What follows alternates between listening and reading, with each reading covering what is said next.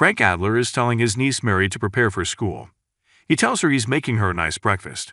Mary is reluctant and makes reasons, such as who will care for her monocular cat, Fred. Frank assures her that Fred will be all right.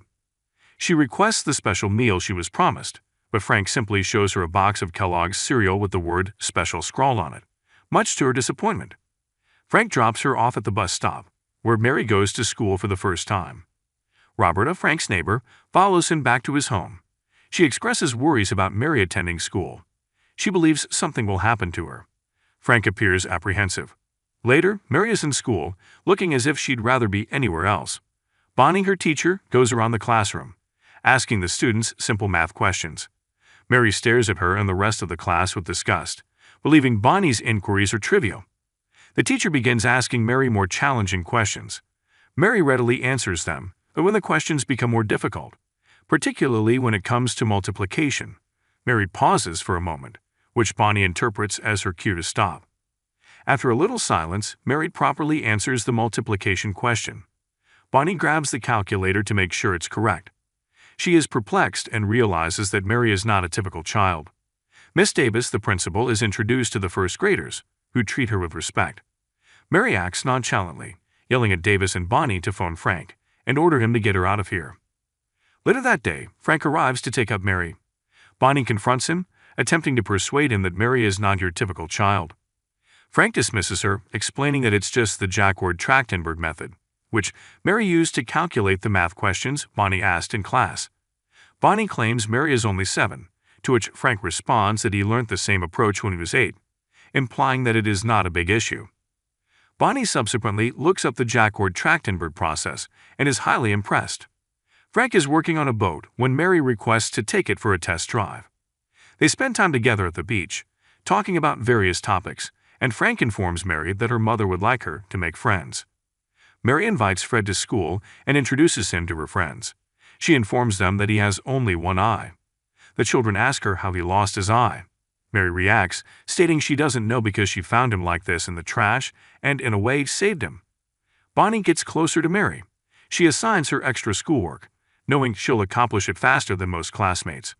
Mary grins at Bonnie, and Bonnie responds with an adoring smile of her own. They get along nicely in class. Bonnie investigates the Adler family more, beginning with Frank Adler's details, but her efforts generate no beneficial results. She ends herself reading about Frank's sister, Diane Adler. Diane is a kid prodigy who excels at mathematics. MIT professor Seymour Shanklin describes her as remarkable, claiming that she possesses an amazing mind that has the potential to benefit the world. Bonnie continues reading and discovers that Diane committed suicide at the age of 27. She left behind a daughter named Mary and her brother Frank. Bonnie arrives to meet Frank at Ferg, the regular bar. Frank opens up to her, telling her that he was running late for a date when Diane arrived unexpectedly at his house with baby Mary. She told Frank that she needed to talk to him. Frank dismissed her, stating that he would listen to her when he returned from his date. He returned home that night to find Mary on the couch and Diane on the bathroom floor. Although it is not totally his fault, he believes he should have known. Bonnie inquires about any other family members. Frank responds that Mary's biological father abandoned Diane after only a month together. His mother is a tough, demanding British woman. Mary is on the bus to school when she spots a student jumping onto the bus with a well-made project. She is initially apprehensive that her project is inadequate. The tiny child is trying to make his way when he gets bullied by a 12-year-old, causing him to trip and ruin his effort. The bully, along with the other youngsters, begin laughing and mocking him. Mary intervenes and instructs the children to stop. She strikes the bully in the face with a book. Frank is later coming inside Mary's classroom when he comes across the bully, who is bleeding from the nose. He instantly checks on Mary to make sure she's okay. Davis, the principal, helps Frank understand that knocking people up is not acceptable. Frank assures her that he will make certain Mary understands this, while he is proud of her for standing up to a bully. The principal suggests that Mary attend the Oaks Academy for Gifted Education, where she will be educated at a level appropriate to her abilities. Frank raises financial concerns. She guarantees Mary a full-ride scholarship. Frank declines the offer, stating that Mary should be treated as a normal child and sent to a regular school. Bonnie asks him if he is certain about his decision, and he answers he is unsure. Mary apologizes to her classmates for her actions. She and the rest of the class celebrate Justin, a little kid in her class, and tell him that his zoo is the best art creation. Frank and Mary arrive home to discover her grandma, Evelyn, waiting on their porch. Evelyn brings her a beautiful laptop and a book on advanced algebra by Charles Zimmer. Mary informs her with apathy that she has already read the book and is currently studying differential equations. Frank asks her to thank Evelyn. Evelyn is dissatisfied with Frank's living situation and calls him out on it. Frank and Evelyn meet for lunch. She expresses care for Mary and wishes her to live in a better environment. She warns Frank that the authorities will get involved. Frank explains that Diane would not want her to have custody of Mary. Evelyn calls Mary's mother, Diane, and Frank weak. She informs him quietly that this case is heading to court. Frank and Mary hang around together. She challenges him about God and faith. He claims to have his own opinion, which may be incorrect, and hence he has no right to influence her opinion. Mary mentions Roberta, and he says she has faith and loves her very much. He tells her that he is confident that everyone will end up together, and that is all that matters in the end. Roberta demonstrates her deep concern for them by attending in court to aid Frank in winning custody of Mary from his mother. Evelyn makes it apparent that she intends to accompany Mary to Massachusetts, but Frank prefers that she remain with him. Later, Frank asks Roberta to monitor Mary for the night. Roberta agrees, pointing out that she is only a neighbor, not a blood-related or someone whose opinion is important, yet she adores Mary. Mary spends the night at Roberta's, singing with her and having a good time. Bonnie and Frank meet in the bar. She clarifies to him that she did not leak the information to Davis. They become closer over drinks and engage in engaging conversations. Bonnie tells him she can't afford to be intimate with him, yet they end up spending the night together. Mary is looking for a DVD at Frank's apartment. She discovers Bonnie sneaking out of Frank's room and gets cheeky about it. Frank learns about this and becomes frustrated, claiming that he will be unable to live his own life for an extended period of time. She becomes upset and leaves. Later, Frank apologizes to Mary, and the two reconcile. Roberta is chastising Frank for his careless behavior as he checks his mail outdoors and discovers that Mary will be spending 2 days in Boston with her grandma. When Mary visits Boston with her grandmother, she views family photos, including those of her mother and grandmother when she was younger. Back in Florida, Bonnie and Frank grow even closer. Evelyn takes Mary to the university and explains the 7 millennium problems. Mary is shown an image of Gregory Perelman, who worked on the Poincaré conjecture. Evelyn recalls how Diane could have been honored, and her photo shown on the wall if she had completed the Navier-Stokes equation. Mary shares her desire to be included on the wall someday as well. Professor Shanklin hands her a challenging equation to solve. After noting that she has been unable to solve it for quite some time, he warns Evelyn that Mary may not be as skilled as she believes.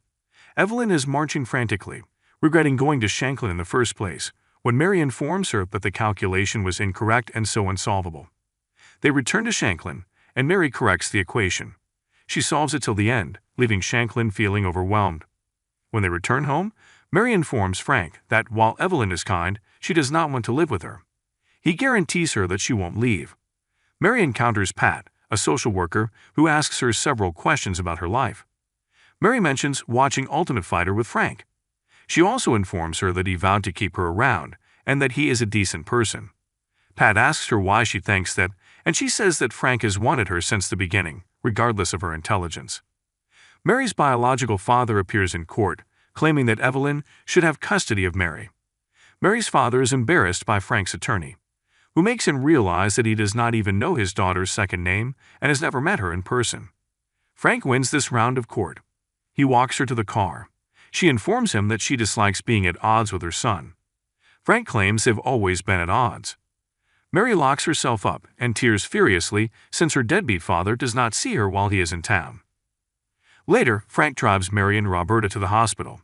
They wait together for the arrival of a baby boy. Frank informs Mary that she was born exactly like this and that everyone was overjoyed with her birth. He informs her that he shared the news of Mary's birth with everyone. Mary celebrates joyfully with the family in the hospital. Later, when Evelyn testifies in court, Frank's counsel catches her mention of baseball. He and Evelyn have a furious dispute over Diane never being permitted to do anything other than study mathematics. She never played sports or lived a regular life. Frank's attorney mentions Paul, Diane's first love at the age of 17. Paul and Diane went away to a ski resort in Vermont. He chastises Evelyn for initiating a lawsuit against him, pressing kidnapping allegations and causing Diane distress, which led to her attempted suicide in 1999. Evelyn claims there was nothing serious and that she did her best to be a good mother to Diane. Frank testifies that he is a freelancer who repairs yachts. Evelyn's counsel raises concerns about Mary's health, education, and life. Frank maintains that he wants her to live like a normal child. The attorney also discusses how Mary assaulted the school bully and how he assaulted a man. Frank claims it was self-defense against a drunk man in a bar, and he describes spending the night in jail as a result of the event. Later that evening, Frank's attorney offers temporarily placing Mary with a foster family. When she becomes 12, she will be able to make a decision in court about her living status.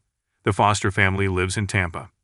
Frank can easily visit her because she lives only 30 minutes away. Evelyn would also be granted visitation rights. Out of choices, he sends Mary to live in Tampa. She doesn't take it well. She tears and begs Frank not to leave her alone, reminding him of his pledge not to leave her. Roberta and Frank are heartbroken about Mary's absence. Later, Frank tells Bonnie that he considered turning Mary over to child services several times but couldn't let her go. He blames himself for the catastrophe. He tries to visit Mary but is told by her foster father that she does not want to see him. Frank is heartbroken. Roberta comforts him. Bonnie notices an adoption pet poster that includes Fred's photo. She sends it to Frank, who rushes over to Animal Services and saves Fred, along with 2 other cats. Evelyn is the one who originally put Fred up for adoption. Frank and Roberta race to see Mary and are successful in bringing her back. When Frank shows Evelyn the documentation demonstrating Diane completed the proof for the Navier-Stokes equation, he tells her that Diane wanted it published after her mother died. She seems astonished, implying that Evelyn did repress Diane's wants. Frank and Mary end up reconciling and are overjoyed to be together as they drive away with Roberta.